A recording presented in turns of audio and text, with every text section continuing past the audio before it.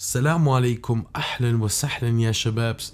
Heute geht es um den US-amerikanischen Serienmörder Dennis Rader, auch bekannt als der BTK Killer. Durch ihn haben mindestens 10 Menschen das Leben verloren. Das Wort BTK steht für die Art, wie er seine Opfer tötete, was übersetzt so viel heißt wie fesseln, foltern und töten.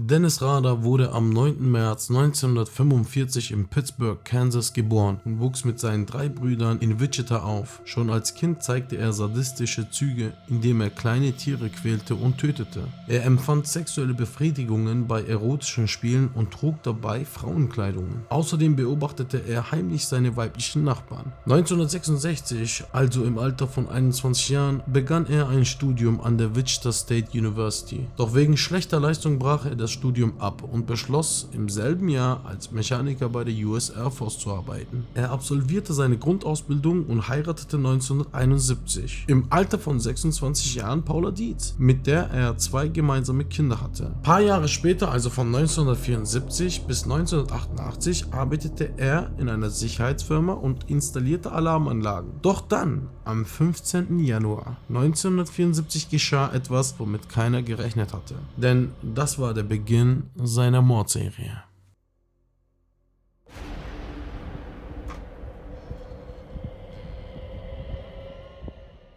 Am 15. Januar 1974 tötete Dennis 4 Mitglieder einer Familie, darunter 2 Kinder. Der Vater der Familie hieß Joseph Otero und seine Frau Julie Otero. Als der älteste Sohn der Familie von der Schule heimkam, fand er die Leichen seiner Familie tot auf.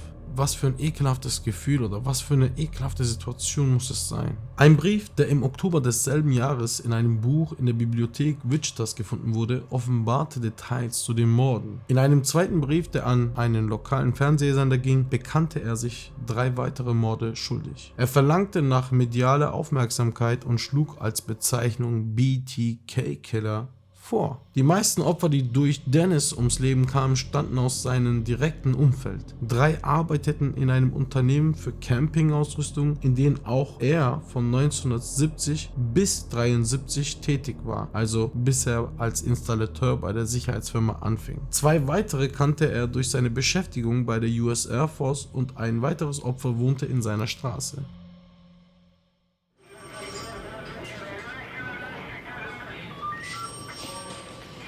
Die Polizei versuchte in den 1970er Jahren mit den damaligen Möglichkeiten den Täter zu fassen, was schier unmöglich war. Ein Brief von Dennis enthielt ein Foto einer falsch herumliegenden Brille. Das Motiv wurde zusammen mit der Botschaft „Melde dich bei der Polizei" für etwa eine Zehntelsekunde während einer Fernsehsendung eingeblendet. Doch alles endete ohne Erfolg. Da die Ermittlungen ins Nichts verliefen und es lange Zeit um den BTK-Killer ruhig wurde, ging die Polizei davon aus, dass der Killer bereits aufgrund anderer Verbrechen verhaftet worden sei. Im März 2004 erhielt jedoch die Tageszeitung Wichita Eagle eine Botschaft von einem Bill Thomas Killman, BTK. Die Nachricht enthielt Informationen zu einem Mordfall aus dem Jahr 1986, inklusive Fotos vom Tatort und ein Führerschein des Opfers. Immer mehr Nachrichten dieser Art tauchten auf. Der Absender gab in seinen Briefen persönliche Angaben preis und meinte, er wäre 1939 geboren. Sein Vater wäre im Zweiten Weltkrieg gefallen und er würde in der Nähe von Eisenbahnschienen wohnen. Die Polizei nahm an, der Killer hatte die öffentliche Aufmerksamkeit erneut gesucht, um auf das 30-jährige Jubiläum der ersten Mordserie aufmerksam zu machen. Das letzte Paket von Dennis ging an einen lokalen Fernsehsender. Es enthielt eine CD, worauf eine Word-Datei wiederhergestellt werden konnte. In den Metadaten wurde ein Dennis als letzter Bearbeiter genannt. Die Software war auf die evangelisch-lutherische Kirche in Amerika registriert. In dem Paket fanden die Ermittler zusätzlich ein Buch über Serienmörder und eine goldene Kette. Durch einen DNA-Abstrich der Kette gelang es den Ermittlern, die Identität von dem BTK-Killer herauszufinden.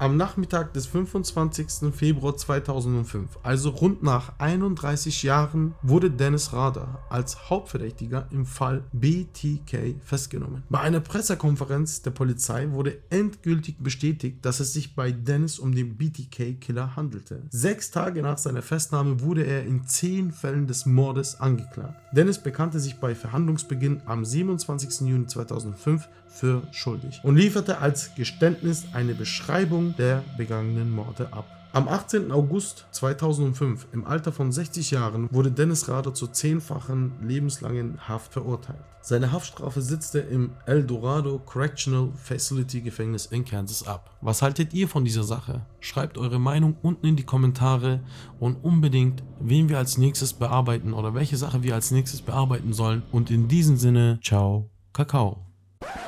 Yo, ich melde mich gerade von der Regie nochmal, da die Sache 2005 war und die Quellen auch aus 2005 waren, die meisten, die wir recherchiert haben. Das hat mich nicht in Ruhe gelassen und ich wollte nochmal sicher gehen, ob Dennis Rader noch lebt oder nicht, und schlussendlich bin ich auf einen Artikel von 2021 gekommen, dass der Bre auf jeden Fall noch lebt und immer noch in Einzelhaft sitzt. Der wird auch da nicht mehr rauskommen. Er ist nach wie vor auf 10-fachen lebenslange Haft verurteilt. In diesem Sinne, wirklich diesmal wirklich ciao und Kakao.